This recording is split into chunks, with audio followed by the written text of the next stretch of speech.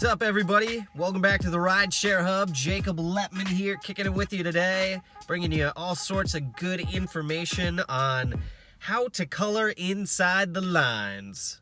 Ha! Just kidding, I've never colored inside the lines, and that's why I'm on the channel. So what we got going for you, well, we're going to get to in a sec. But before we get going, if you need to start driving for Rideshare, would like to, and you need a sign-on bonus, we have a link in the video description below that you can click on, follow that through, get signed up, get a sign-on bonus, start driving for both Uber and Lyft today, making that extra side cash, and watch our videos, subscribe to our channel, get more information on how to be the most efficient driver that you can be. So that aside, today's video, we're going to talk about how you can get the most efficient vehicle for rideshare driving. Very important decision. If you don't have a vehicle already, or if you're looking to maybe get a better vehicle for driving rideshare, this is the video to have. So today I'm in the Mazda 3. I have a 2015 Mazda 3 Sport. I will tell you about why I decided on this vehicle, why it was not the best choice, and what I would do differently making a buying decision moving forward. So excuse me, I'm a little stuffy. I'm coming off of being sick. Also, my hair is very long. That is very apparent that I need a haircut. But anyway, Rideshare Hub, here we are. And so let's do this. Let's start this video off first with a tour of my Mazda 3. Just cleaned her. Fresh out of the clean. All right, let's do it. So, switch this around here so you guys can get a view of the Mazda. So fun fact, let's see, I bought this in fall of 2016. It's a 2015. I actually bought this specific one because I love those rims, right? Not bad, sweet rims. The Kelley Blue Book on the 2015 Mazda 3 was about $13,500 when I bought it. There, you got the amp in the windshield, and I was able to, because it's not perfect, right? I was able to talk them down to, what did I go for? About $11,500 after taxes in California. It was $13,000. So not bad for the Kelley Blue Book. See, it's got some weird paint stuff here. Anyway, let's take a look inside. Got the MacBook in here because I'm making videos today. Back seat, everything's nice and clean, nice and tidy. See, I got some reading materials back here. A lot of golf magazine. I also have this little guy, this pamphlet for Bocanico, which is a CBD company. This is a great way to advertise for any MLM that you might be a part of. Because you got people in the back seat, they need reading material. Put it back there, good conversation starter as well. Made a lot of great contacts just giving rides and talking about what I do with Bocanico and CBD. All right, let's enter the trunk, shall we? So I keep it empty, except for I always do keep this box back here. Time to upgrade this box, maybe a nice tub. Miscellaneous golf gear, don't worry about that. But what do I have? I have a lot of cleaning rags. Always be cleaning. ABC, that's my deal. What else do I got here? Some brake fluid. Okay. Carpet and upholstery cleaner. Some spray wax, a random golf ball down there. And some tire shine. It's a good tire shine, by the way. Very, very nice. Sound like Trump. It's nice. Very nice. Okay. Ultra Shine Protectant. Use that on all parts of the interior except for the cloth. Shines everything up nicely. And especially with the sun here, keeps it all protected and lasting long. Wheel and tire cleaner. So, yeah, anyway, I've got a bunch of miscellaneous stuff in here. I always keep this in the trunk, and I haven't had any issues with it, really. Only a couple times. I've had people that should have gotten an XL that have gotten a smaller vehicle, and I've had to move that and go into the airport and stuff and have luggage. I've had to move that into my front seat, but I've always made it work, so no big deal there. And I stop at various gas stations all the time so that I can clean, so it's good to have, right? Okay, bear with me, closing the door, scooting back. All right, we're back in the Mazda here. Yeah, charging cable, and let's flip her around. Some Altoids. What do we got in here? Again, the amp always. You're supposed to put it center, but I can't because of that speaker there, so that works. All right. Okay. Lint roller. Use that a lot for, we get those passengers that have pets and leaving behind their pet hair. That's never fun. The tire pressure gauge, very important. Use that quite often. Helps with fuel economy, or making sure you get the most mileage. Fuel efficiency, that's the word I was looking for. Cleaning wipes, multi-purpose. Ooh, probably my favorite thing in the vehicle. If you ask my girlfriend, she'll tell you how much I love to clean. It's weird. Yeah, lucky her though. Clean up everything in the apartment. All right, so there we go. And then this is just a random charger thing that I hardly ever use, but I have that. Looks like it came from Radio Shack in 1982. And another microfiber towel. Okay, there you go. Anyway, that's enough about what I have in the vehicle.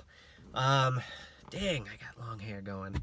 Okay, so yeah, how did I choose this vehicle? Well, before I had the Mazda, I had a 2000 Chevy Malibu, which I bought for $3,500, had 90,000 miles on it. I kept it until about 210,000 miles on it. But anyway, moot point. The deal is when I signed up to drive for Rideshare, again, fall of 2016. So I'm actually 2 weeks away from my 3-year anniversary driving for Lyft. And my car was too outdated to drive for Lyft, so I needed to get something new. My thought process then was I would use my good credit to secure a loan so I could get a solid car. Things I was looking for fuel efficiency, which I have in this vehicle. I average over the lifetime about 35 miles to the gallon, miles per gallon, and which is solid, driving in town. In a highway, I typically get about 40 highway and about 30 in town, so that was big for me. I did a lot of research. This is the first big ticket item that I've ever bought, so I spent hours and hours looking at sedans and just trying to find the best value.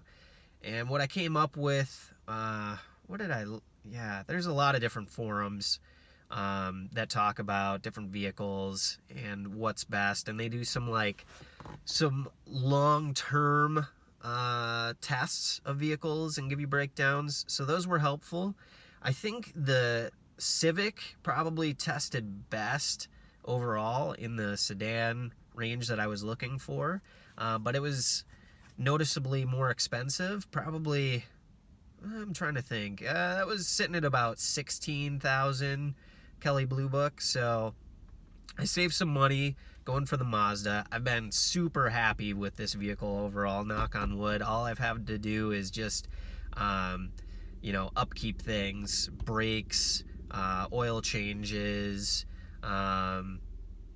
changing out filters, engine air filter, cabin air filter, standard stuff, tire changes, tire rotations, wheel alignments, but nothing major. I bought it with 40,000 miles, now has almost 140,000 miles, and that'll bring me up to my next big point on what you should think about when buying a vehicle, because although this vehicle has been great and my monthly payment is $275 a month, I still have, that's on a 5-year lease, and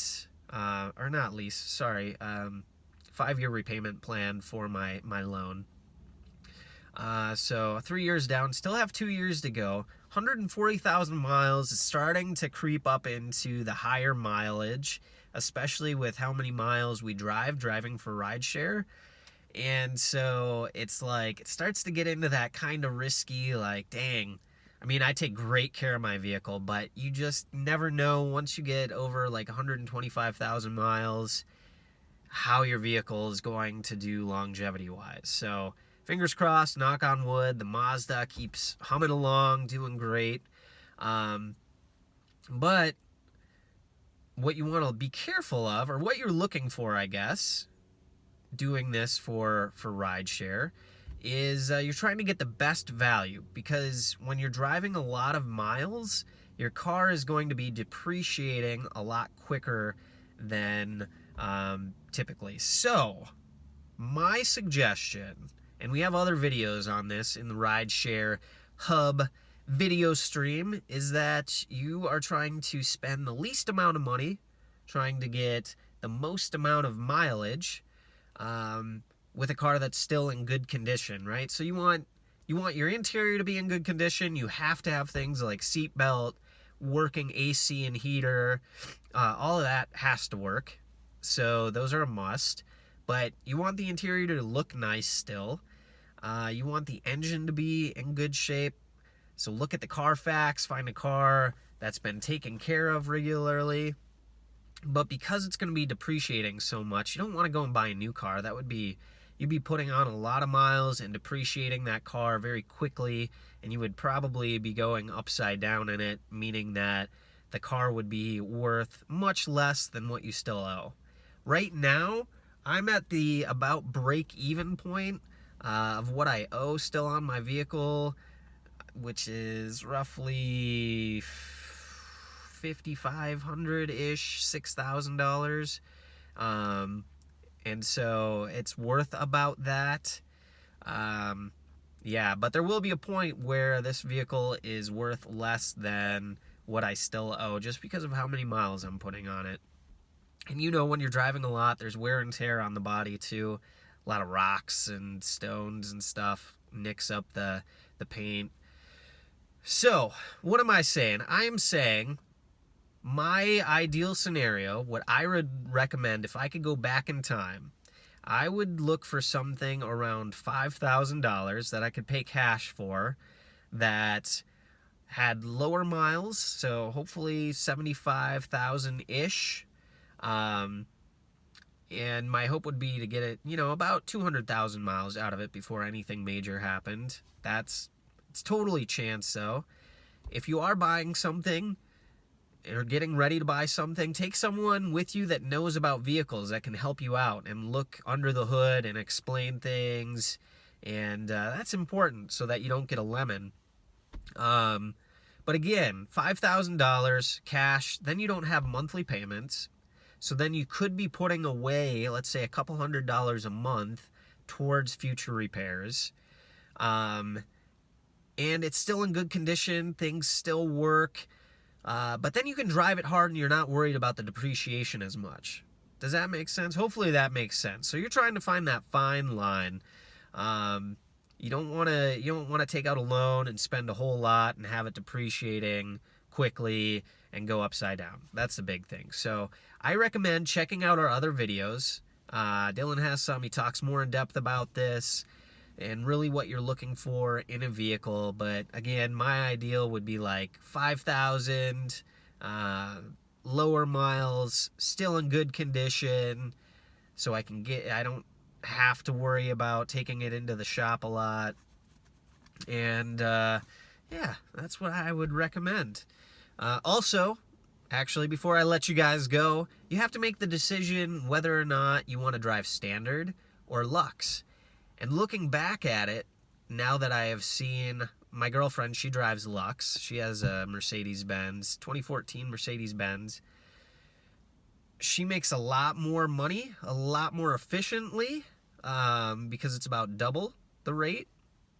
And it's worked for her overall.